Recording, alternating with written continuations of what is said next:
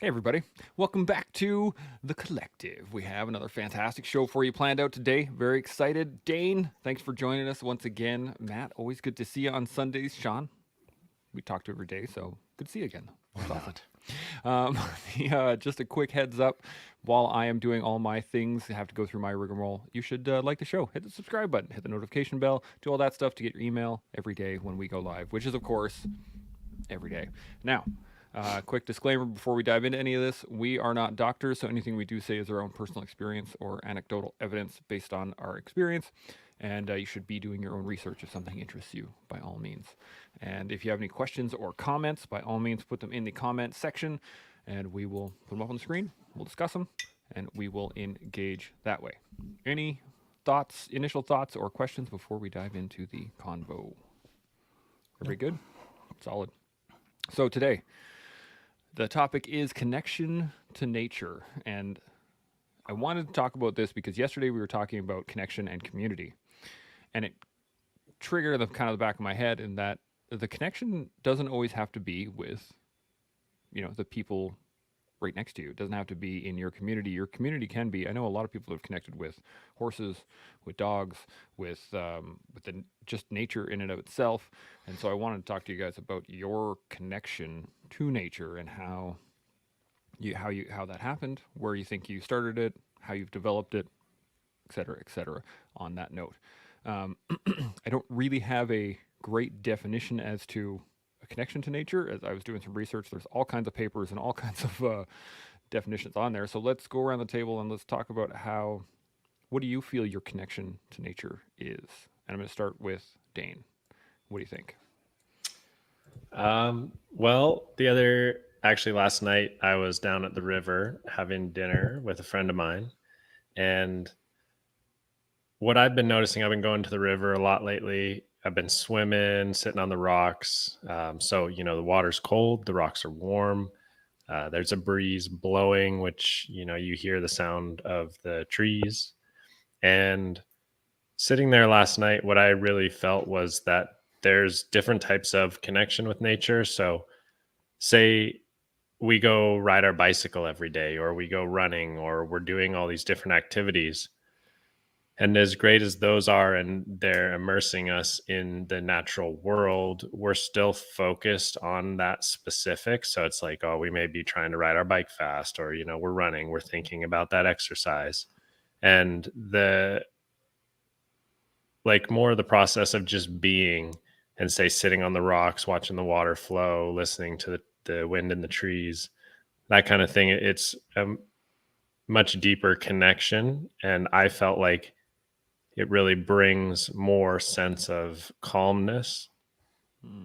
and more connection because you're actually there for that purpose, right? Like you're absorbing the natural surroundings rather than just being in it and like say running or riding your bike, that kind of thing. Hmm. I like that. Matt, what are your initial thoughts? I think connection with nature is something that needs to be done. I think it goes like into like a spiritual level, into a physical level, biological level, even just like emotional and mental clarity at times when you're in with the environment. It's something I try to do regularly, like being an urbanite and living in the city all the time. I don't get much chance to go far out to the mountains or whatever, which I'm going to do like 30 seconds after we're done this podcast, by the way. But I do try to find like parks or something in the area down by the river valley, or even just the local, my parking lot's got like a good tree green field. And I do go out there and I try to connect regularly.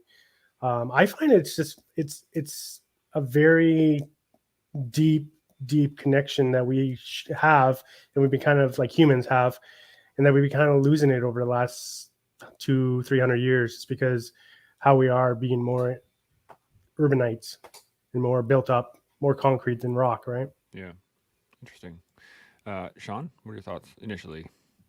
Well, my initial thoughts are it's obviously important to connect to nature through a variety of different means, and I think what we're talking about now is the nuanced connection, as it were, or the deeper layered connection. So, as Dane said, going out and shredding on a bike, you're connecting to nature, you're connecting to the single track, you're connecting to the planet, you're connecting to yourself when you're out on a bike ripping.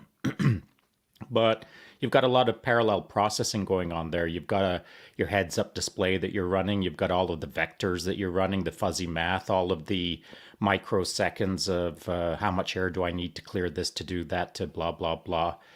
You're connecting to nature, but you're not fully immersed in it, in my opinion, when you're shredding on a bike. Though you're fully immersed in context of someone who's sitting in their cubicle. And so that would be my point is how layered you are in the sense of deep in respect to connecting to nature, I think is simply determined by how much time you spend in it and how intentionally you spend your time.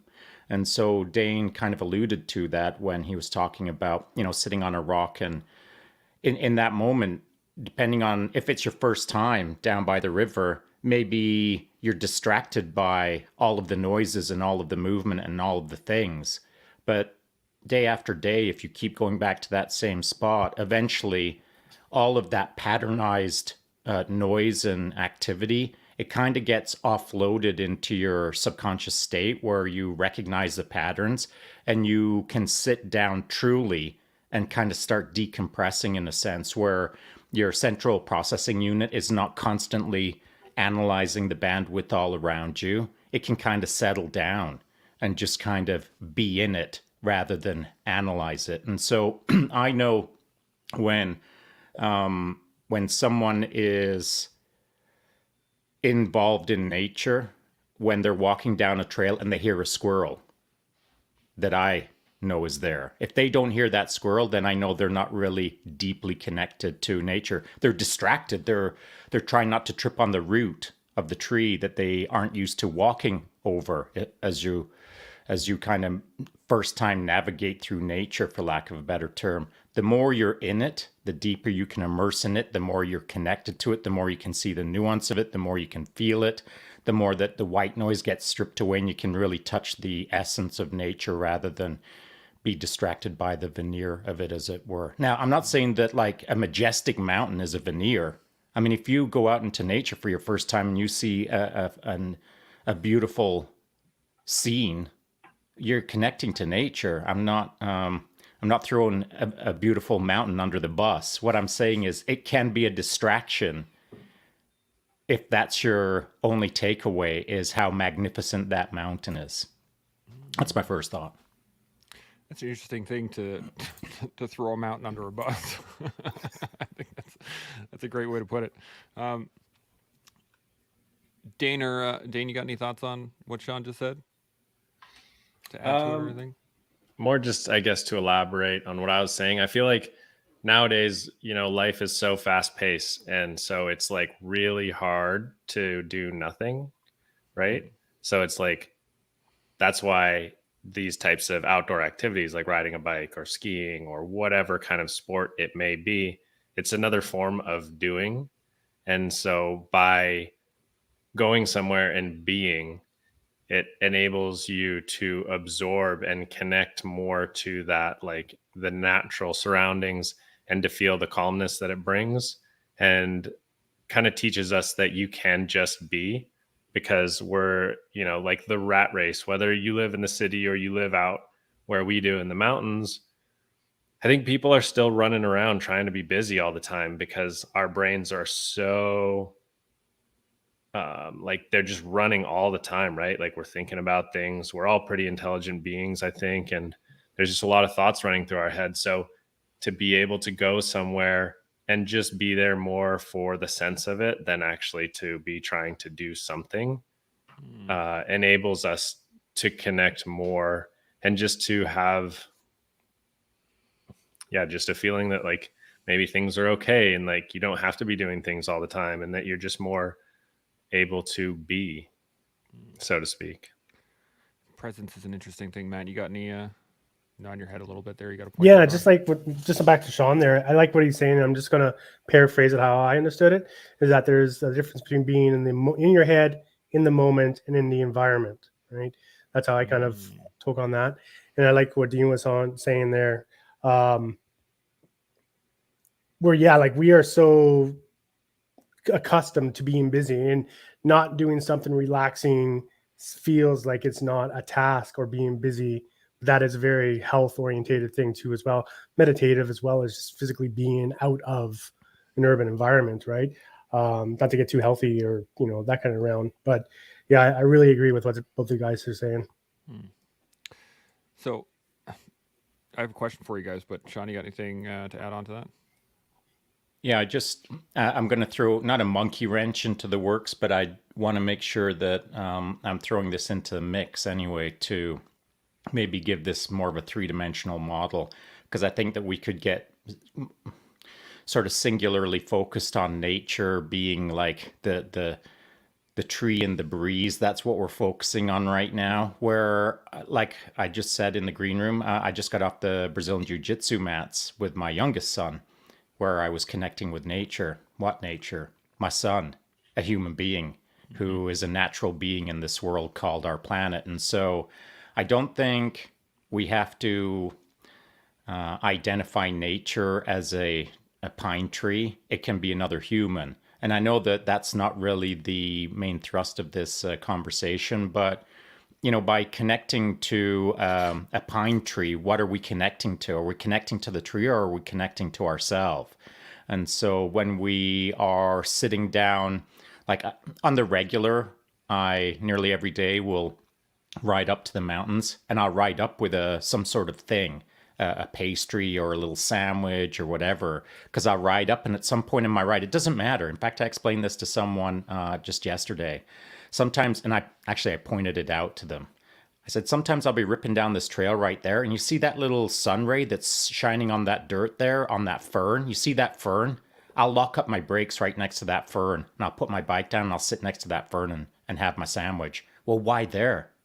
Because that's what caught my eye. Because that's what I wanted to do in that moment. Because I was in the real-time processing, thinking, that's what I want to do now. Not that's what I want to do tomorrow. That's what I'll do yesterday. That's right now. That's where I'm locking up my brakes and having my sandwich.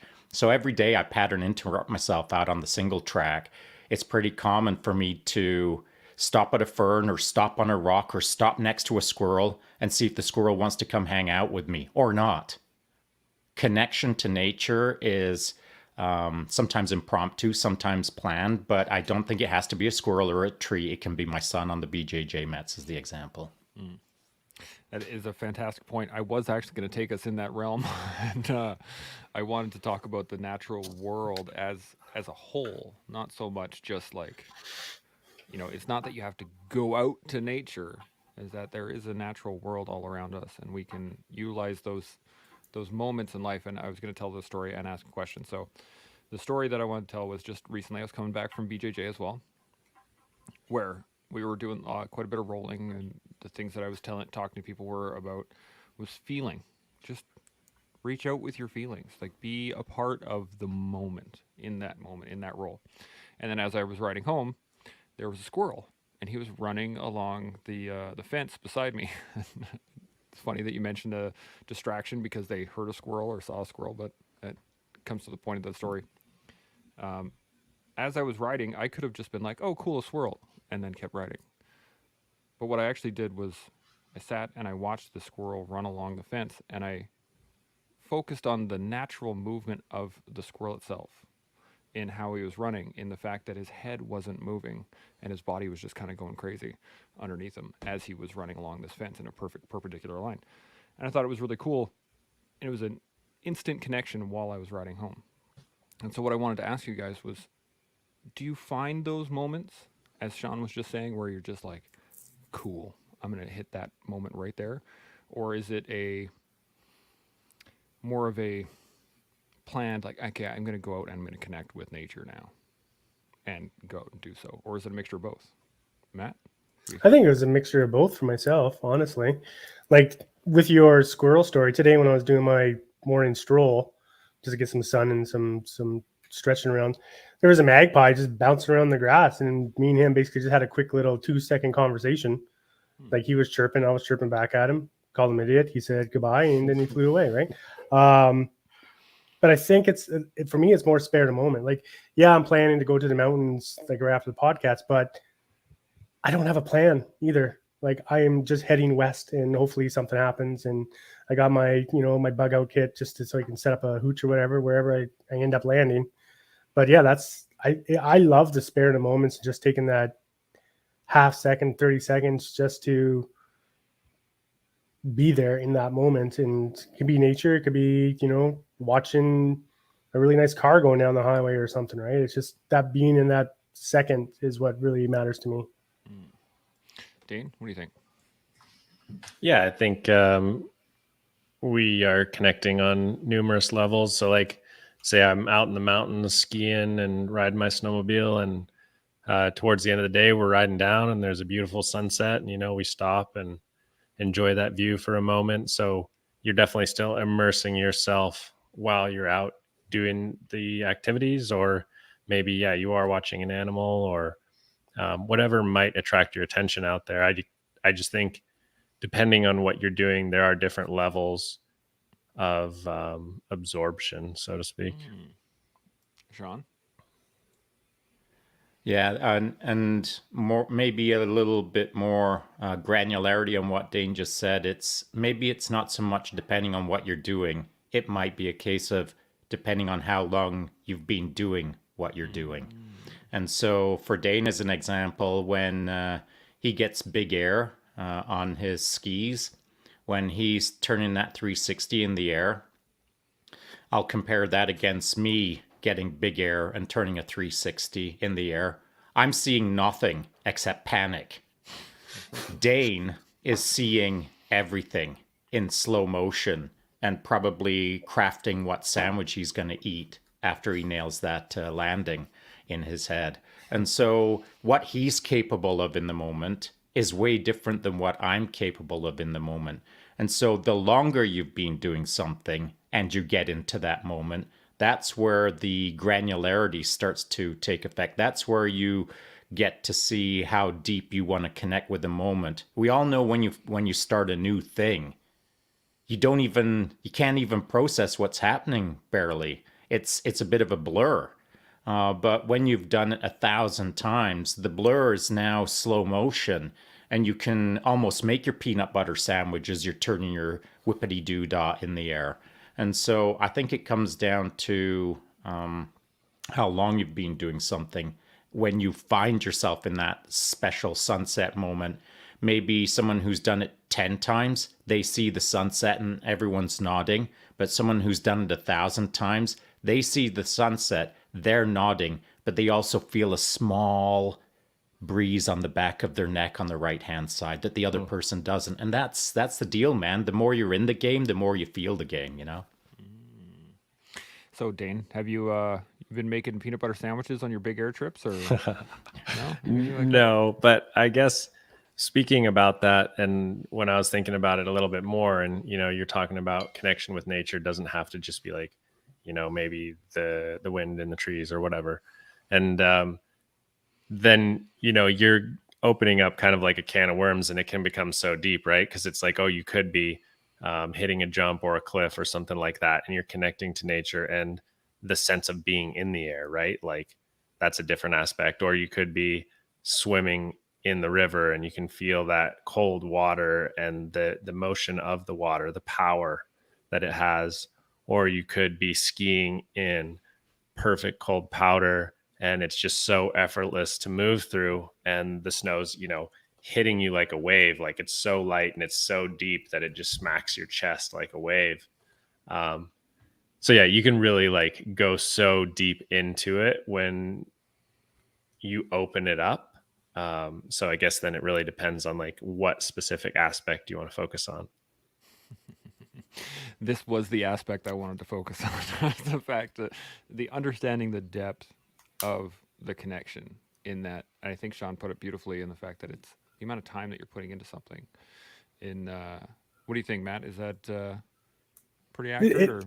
Yeah, I think so. So this conversation for me is actually going very much towards like flow state, right? When you're in that, especially talking about mountain biking and stuff, and what Dane was saying about being in the water and stuff like that. That's the same thing when I'm longboarding. Like I'll get on a flow path and just like thread the needle, ring the bell, and keep on going, right? And I think that is a very close relation to being in nature too, because that's a very natural state to be in.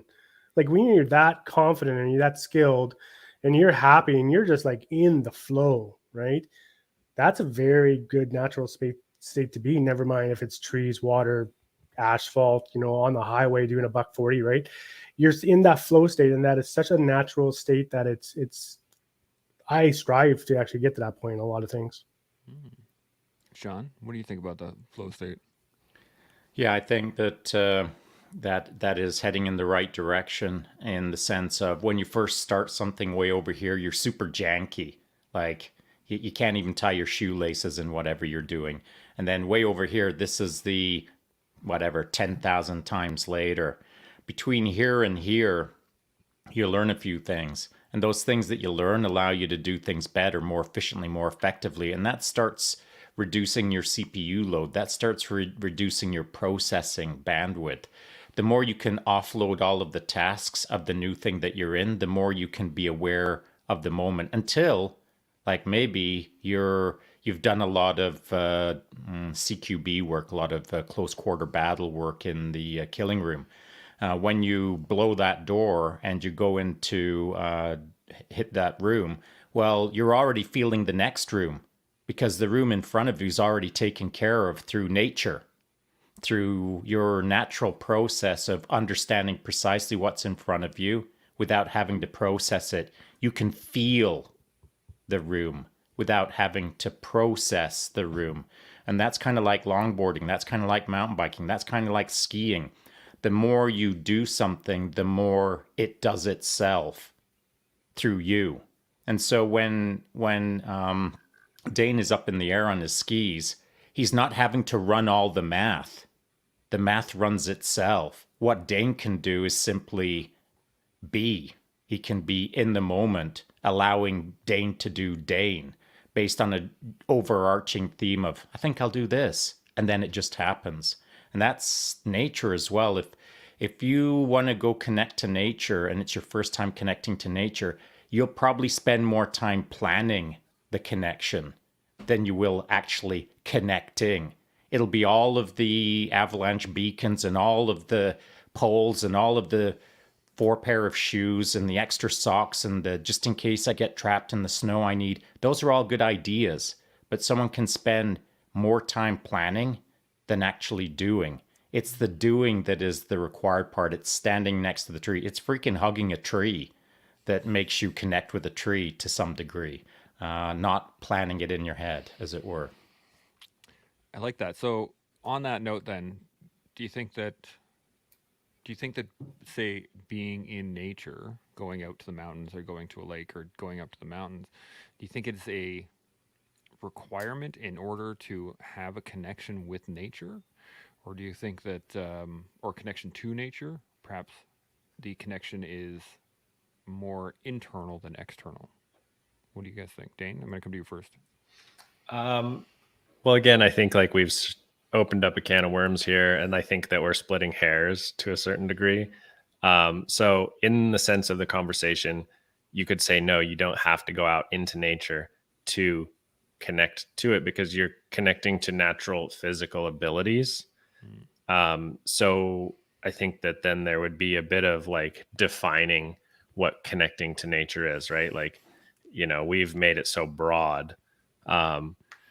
But the one thing that I was thinking about is something that I've noticed, especially with athletes or people in general, maybe, but I'm going to talk a bit about also like the mental health side of things, just to bring in another layer, which isn't connecting to nature, but I guess it is still natural, right? Like everyone has their own mental health side. So what I've read and I've seen, and I'm going to just talk about professional athletes because that's kind of the genre that we're involved in, is that say somebody finds a sport and it just becomes their everything and they feel that connection to nature. They become really good at it and it helps them mentally. So in a sense, they're getting that connection to nature and they're progressing their ability and they just keep going and going and going and climbing that ladder of ability and connection.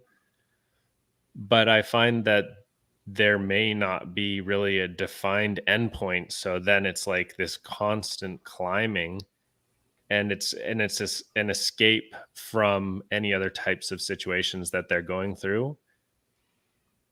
And that's why I was talking a bit about, going to the river and just sitting there and being in nature in that form of the natural sense, because I think there's a quality in learning how to just be in that truest sense. Not like when I do a triple cork and I'm just being in the air because I've built my skill set up to this level. It's again being okay with just being and allowing the natural world to settle you, because I think that people do things again to occupy themselves and to slow the chatter in the mind. And it's like, as we talked about before, building processes.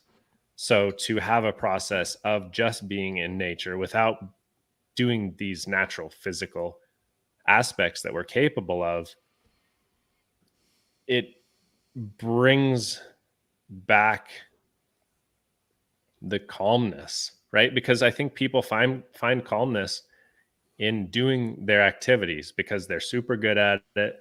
They're able to disconnect, and they're allowing their brain basically to run on autopilot. And so you just really want to bring back the calmness, be able to be still and know that things are okay in life, and feel that connection to the natural world rather than always having to do those physical things. Interesting. Sean, you got some thoughts? Yeah, I think that if Dane was really good in the air, he'd be able to achieve the same status in the air as he has on a rock. At least if you listen to guys like Miyamoto Musashi, etc. And I think it comes down to you do one thing, you do 1,000 things, all the same way. So if Dane has achieved a level of mastery sitting on a rock, he should be able to achieve that same mastery up in the air. And does anyone disagree with that? Is it because when Dane's in the air, his head is too full of doing all of the math? Is that because Dane isn't yet good enough to strip out the math and just be in the air just as he is on the rock? Is that a skill thing, or is that what is that? Dane, what do you think? Well, being in the air definitely is a skill thing, because I developed that over, basically 30 years of my life.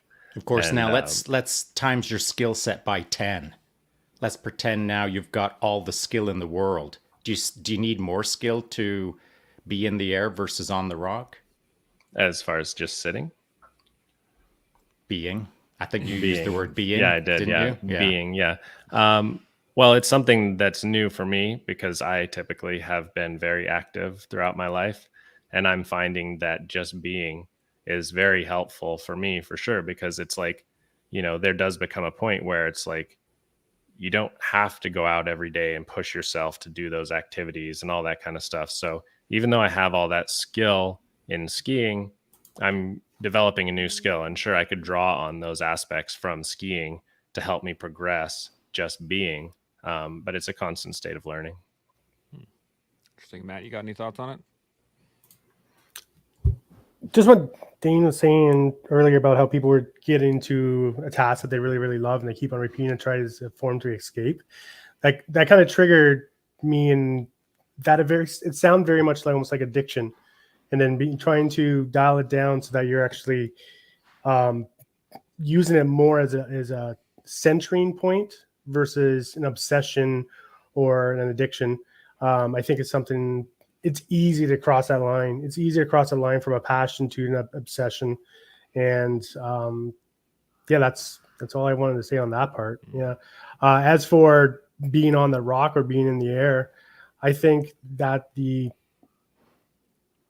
it's two different things, but I think both of them can feed into each other, right? When your mind is racing like 10,000 kilometers an hour, when you're doing something that you're just like float state in, you're figuring out the gravity's following me on me at this speed and blah blah blah, and we'll make this hit. I think that can also be used into being passive too as well. That rapid processing the rapid processing that you are doing sitting on that rock is still something you can use to base yourself on calmness and stillness. Sean, I can see your brain working in the Yeah, background there. yeah, my brain is working as it tries to achieve a state of no mind, which is what I'm talking about. The state of no mind. Sitting on a rock, state of no mind. Up in the air, state of no mind. On the BJJ mat, state of no mind. On a bike, state of no mind. Walking down the sidewalk, state of no mind. State of no mind. That's what I'm talking about. So, however many hours it takes a person to sit on a rock and disappear, empty their mind, 100, 1,000, 10,000, a million.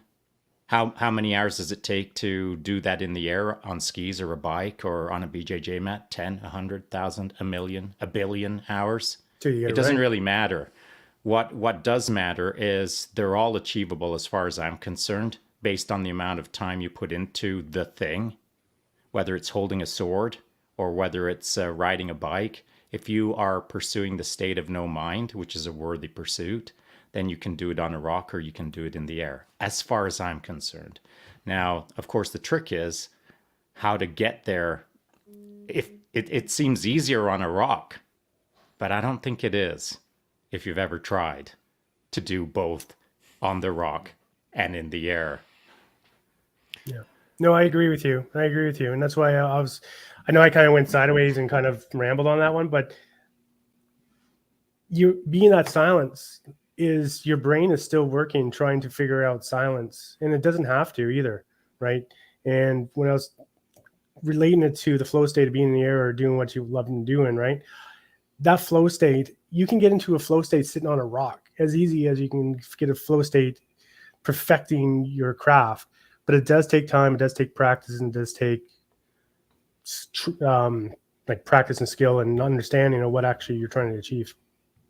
Yeah, I And guess so, that, if you want to move that out into the rest of your life, like if you want to move that out into your ski life, your ride life, your BJJ life, whatever the life is, all the lives that we all live, if you want to push it out into those lives, then I think you got to start somewhere almost like kindergarten level, like sit on a rock and try to enter a state of no mind. And once you can start like almost feeling that, almost touching that, once you get a sense of things, then you can start figuring out how to move it into your other aspects of your life, whether it's a door kick or whether it's a whatever. Dane, you had a thought?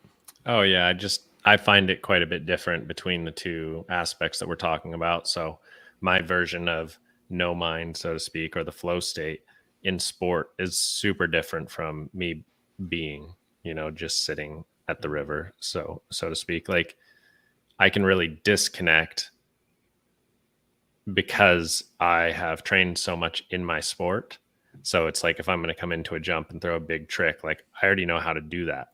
So, and you're moving so quickly. So you really just like disconnect the mind and you do the movements and everything is like happening all at once. Whereas definitely sitting on a rock is,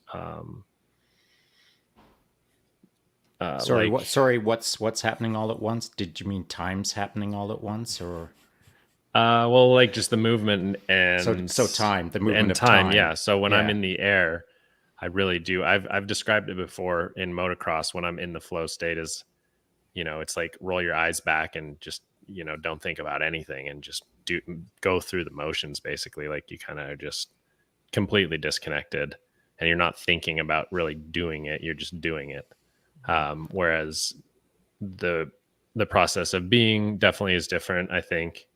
And as it was alluded to, there's a lot of brain chatter, so it's quite a bit different. But I guess the feelings that I get from the two are very different, is what I'm trying to say. So like the sport aspect is still like what I was saying. It's like you're out there doing, you're focused, you're doing these physical aspects, whereas the process of being and absorbing the natural world is very different, at least for me, and I get different things out of them.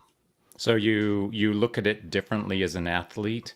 Which one do you find more difficult, flipping a trick or sitting on a rock? I guess it would depend on the difficulty of the trick, but I don't know. A difficult one. yeah, if I was doing a quad, then I would say it's pretty hard. But right. I think the process of being, maybe like anything takes some time. So if you've never gone and just sat somewhere in the natural world, it's going to take you some time to be able to be comfortable sitting there, right? Like if somebody brings their phone with them, they're going to pull their phone out and look at it, or they're going to whatever they may do. So you do have to work on just being in the natural environment. But I do find it brings a different sense of calmness to me for sure than doing a trick. Like if I go do a big trick and I just disconnect and do that natural aspect, then I'm going to land that trick and be like, boom, and just feel super fired up, jacked up, really high level of confidence.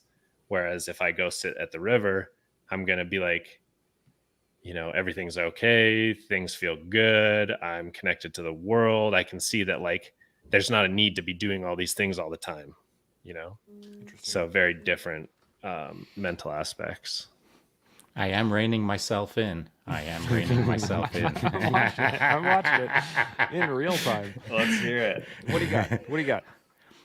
I see no difference. The only difference I see between sitting on a rock and flipping a trick is the amount of time spent in both. And as to Dane's point, how you view the world, how you view the action, how you view the thing. And so if you make a flippity doodah trick, you choose the hardest one in the world, and it's your first time doing it. Well, you ain't a natural at it. It ain't natural.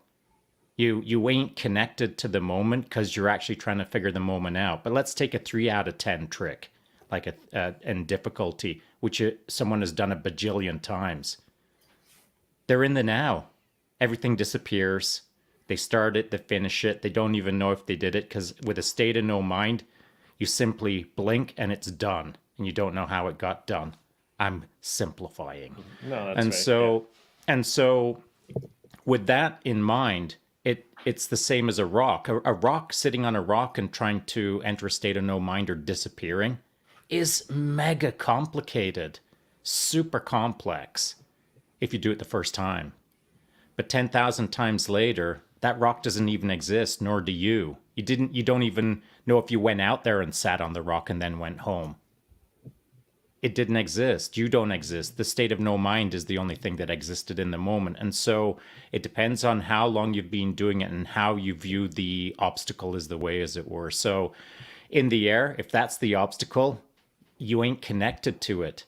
On the rock, if that's the obstacle, you ain't connected to it other than through the action of trying to figure it out. The moment that you've got the moment figured out and it all disappears, the rock, the sword, the skis, the bike, the mats, all of it, it's all the same, in my opinion. A state of no mind is a state of no mind. And if you can interact like Miyamoto Musashi on steroids, state of no mind, then that's a great way to live, where you simply move through the world present in the now, and things just take care of themselves. I know that's a magical interpretation, but I do feel that it's all the same. It's not just a random thought that just bubbled up into my head. I've felt that way for a long time, and I guess I feel that way because it's been supported by all of the reading that I've done, not just scientific journals, but mostly some of the great writings of the greatest sports athletes, the greatest martial artists, the greatest blah, blah, blahs, all of the things. People who do it all really well can figure out how to state of no mind things a whole lot more than just for a millisecond each day. It's an interesting point you bring up too, because when you think about athletes in any sport, it's the connection. The first part of it is the connection to the sport, right? Like you don't. I can guarantee you, if you were to ask Wayne Gretzky how he skates, right? I'm sure there's technical things to it that he could churn out and like teach someone how to skate. But I think probably for him, it's not even a question. Once the skates are on and he's on the ice, he just does. And it does. And I think that's kind of what you're getting at, Sean, at least in my mind, is that the initial connection when you first learn how to skate, you first learn how to ride, you first learn how to be on the mats, it is overwhelming. It's all the things are happening all at the same time, and you don't know how to control anything, and it's too much for your body to engage upon initially. But once you harness that connection to whatever it is you're doing, you can get to a point where you're no longer actively thinking about the connection because it's always there. If that makes Yeah, sense. I think of like a sculpture. I've never done any, I've never created a sculpture. I wouldn't even know where to start. So if someone handed me a chisel and a hammer, I'd still be standing here with the two in my hand an hour later. But someone who is a master in sculpting, whatever that means, maybe they get handed a chisel and a hammer. They look at a block of rock, they blink. As they open their eyes, there's a sculpture in front of them. In a state of no mind, they created a work of art, a piece of beauty, a sculpture that didn't exist previously. They didn't have it in mind, they didn't have a vision, it just simply appeared in time as they stepped out of the state of no mind. So that's kind of what I was thinking. I hope that makes sense. Makes sense. Matt, you got any thoughts on any of that?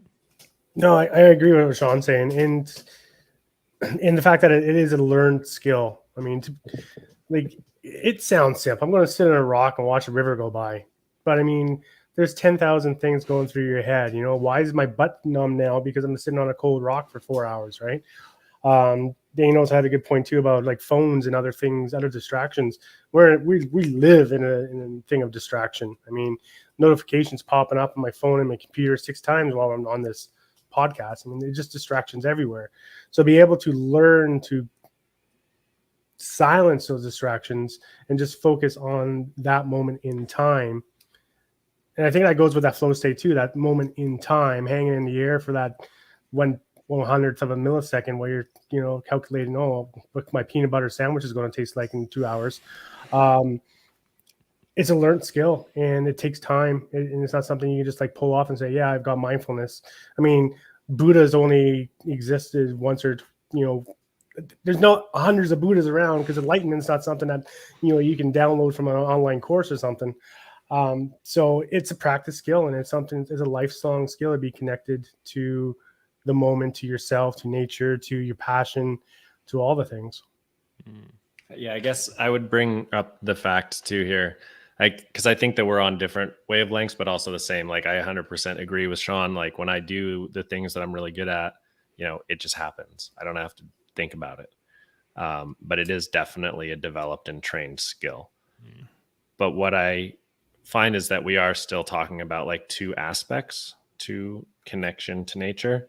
And the one thing that I feel like is what came to mind is yin and yang. And I think that's what we're talking about to some degree here. Yeah. And so when we're talking about, you know, we're talking about sport, and you are saying that like whether you're doing sport or you're, you know, say meditating or whatever, sitting by the river, its essence is similar because you're seeking that state of no-mindedness, right?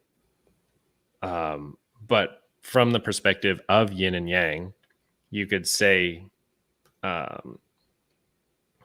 like yin would be the state of sitting by the river or sitting and looking at the mountains, whatever it may be. And the yang is more the physical activity. And also like, I think it's in Japan, they do forest bathing, you know? And so, you know, I'm talking about like these 2 sides to that equation. And that's where I'm saying that like I find them to be very different and they have different effects on me and like my persona and my overall vibe. So I've been getting a lot out of that connection to the natural world in the sense of the yin side of things, because typically we focus a lot on the yang, the doing, the physical aspects and that kind of thing. So that's why I've like constantly been on the side of more the being aspect as far as observing and being in nature in that sense versus being active, being in the flow state, that side of things. You know, that's why there is yin and yang, though, is because there's 2 parts to a whole, right?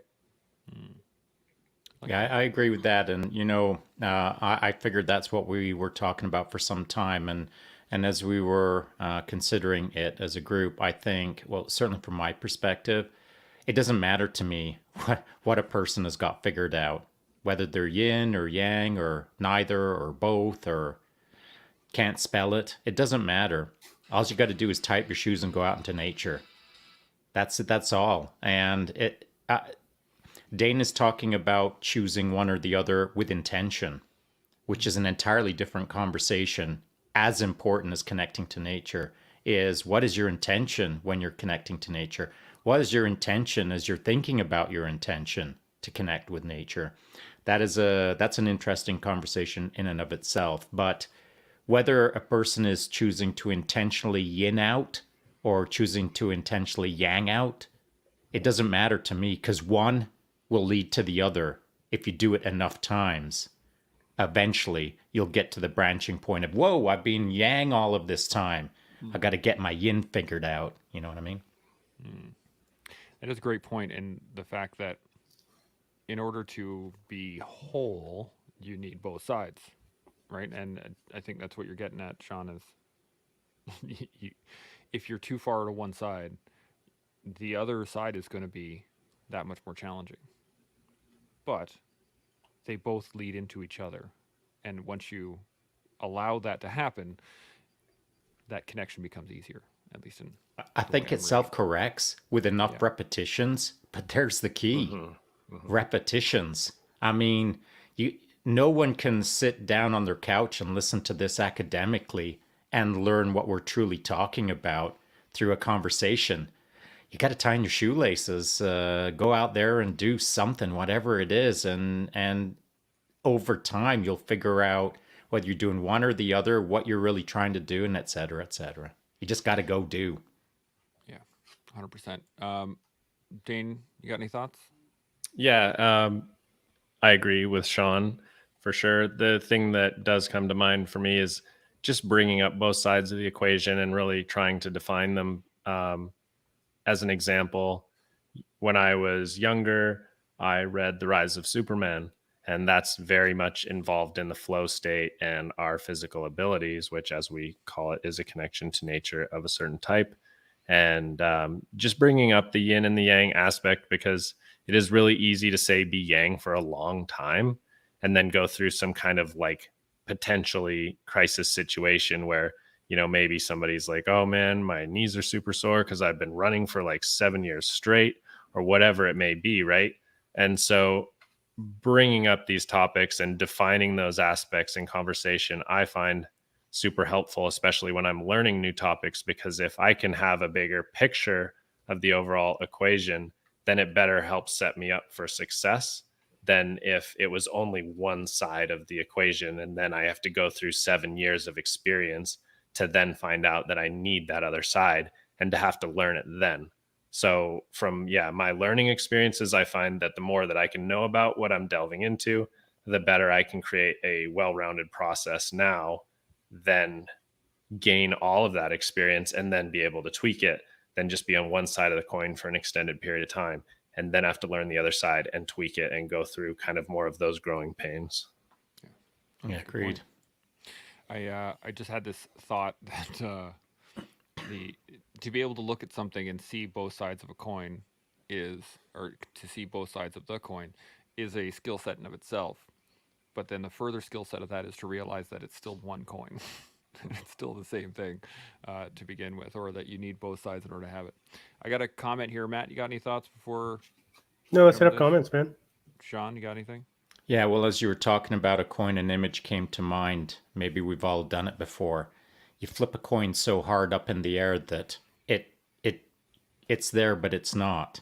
It's not flat anymore. It's a three-dimensional object, truly, and holding a larger time and space continuum in the moment, based through physical action, through your intention. And so, what was generally speaking viewed as a two-dimensional or two-sided or simple this or that, then becomes infinite possibilities in that moment, in that three-dimensional space, briefly. So I would like everyone to think about, there are two sides of a coin until the coin disappears, of course. That's exactly it. So we just got the one comment. Salty Jinx says he jumped in this a little bit earlier. He said, "What a perfect time to show up. I just finished 11 miles of bush and trails on the bike." And absolutely, connection to nature. This is part of it. Well, do you know what is funny? So, on that point, because Salty Jinx has just recently started riding his bike, and by recently, I mean this year kind of thing, kind of getting back in the game, figuring it out, and having fun with it. He's really having fun with it. And so he's connecting to nature through a sport, but what he just said is he's connecting to himself as I read the comment, because if he's having fun, is nature the fun, or is he creating his own fun in nature and recognizing that he's having fun? Because it ain't fun unless you're connecting to yourself in nature, recognizing that you're having fun. That's a great point. Matt, you got any thoughts on that? No, I like that what Sean was saying. It's like in your nature, you're creating your natural state. But, yeah. Dane, any points? No, I agree with Sean. But it's not an agree machine. I mean, Yeah. In that sense, I don't necessarily have any major thoughts on the topic. yeah. But haven't you? So, what's your observation when you've been out with lots of athletes, Dane, and everything from first timers all the way through to the best in the world? I mean, what are your observations between that delta of first timers to large and in charge? Because here's my observation. The more you've been in the game, the more you can kind of lose sight of the joy to some degree. Oh yeah, absolutely. I guess more in the sense of my own life and skiing. Definitely when I first got into the game and I was becoming a professional skier, I was out there filming for the first time. It was like everything was so new, and doing new tricks for the first time, crashing more, let's say. But just everything is new, and then you get way down the line and it's not really new anymore. You've elevated yourself to such a level that you can do these like super insane tricks. You can do them on lock. You've been to all the locations. You've hit the majority of jumps. You've hit the lines. You recognize everything in every film. Like, I can watch a snowboard movie and be like, I've hit that, I've skied that, I've done that, because there's only so much out there. So the experience definitely changes in that sense. But also having the experience enables you to land tricks first try. The locations better. So, you just kind of reshape your mental process at that point, and just change the way you look at things and find enjoyment in different ways. Interesting. So Salty Jinx kicks in back with this. He says, I love being out in the trees and enjoying the bike ride as an added bonus. So that's a definite benefit. And he says, it's where I find myself riding or rucking or fishing and hunting. Those are all great ways to connect to nature. I had, I'm going to relay a story from a long time ago. I was reading an article about meditation. And in the article, it was talking about this. The author was talking about the fact that he went to Nepal and he learned from Buddhist monks on how to, meditate, and went through the whole processes, and spent a number of weeks there. And then he came home and it was really struggled to find center and try to figure out how to meditate, because all of the external things were off. And he was talking about, the chanting I can't hear. There's no wind chimes. There's no wind chimes. There's none of that. It must have been stuff, hellish, right? And in the article, he was talking about the fact that there's traffic noise, and there's the elevator you can hear, and all these things are going on.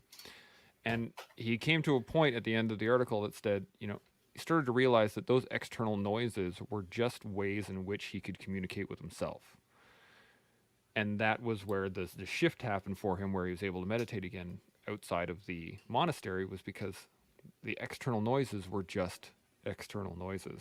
And he was utilizing them in order to find his center, rather than just finding his center and putting those things aside. And I thought it was quite interesting, because it kind of goes to what you guys are talking about, in that there is a point where the external world becomes the world. And to remove yourself from that can then be a challenge, because that is the world to you, if that makes any sense. Matt, you got any thoughts on that? No, I like that. I like that story. Kind of related to that story, I got a hot water tank that's right outside my bedroom, right across from the wall, and it hums all night long. And when people are using it, I can hear it go up and down and flush and whatever it's got to do. But after like back like it I've been using it actually as white noise to let myself fall asleep at night. So when that thing is humming, is I just focus on that hum, and now that's a natural part of my environment, and it is my zoning because it is that constant hum, my chanting, my wind chimes, right? So I adapted something that's in my environment that I don't want into something that I can use for my own benefit. Sean, what do you think? Yeah, I mean, that's what humans do. We adapt, or we're Evolve. supposed to. And Supposed not to, not yeah. everyone does it as well as they should. But Matt adapted to the situation, and that's kind of what humans do. But here's the interesting part. The downside to that is because we can be so adaptive, we can adapt to an environment that is not good for us. So now imagine there's a dump truck in Matt's living room, and now there's a front end loader in Matt's living room, and they're going to be there for the next 2 months. Matt's going to get used to it. He's going to get used to all of the noises of all the heavy machinery and all of the good stuff. Now there's a parade that goes through every morning. Matt's going to get used to that.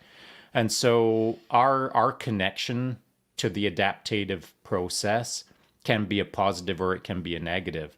So connecting to nature is an adaptative process that takes a repetition in order to kind of, when I'm riding my bike, I can smell a storm coming from a few hours away. I don't need Yeah. to look at the sky. I know it's going to happen.